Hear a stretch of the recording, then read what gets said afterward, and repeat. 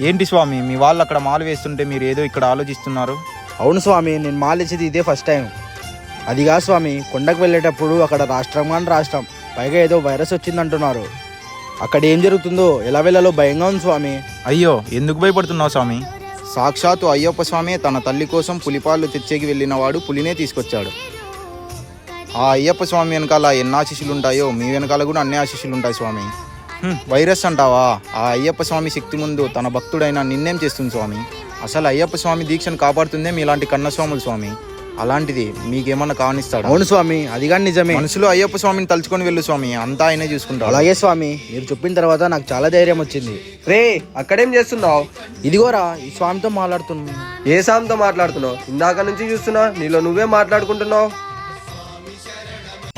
అంటే ఇంతవరకు నాతో మాట్లాడింది భక్తులకు ఎదురొచ్చే బంగారు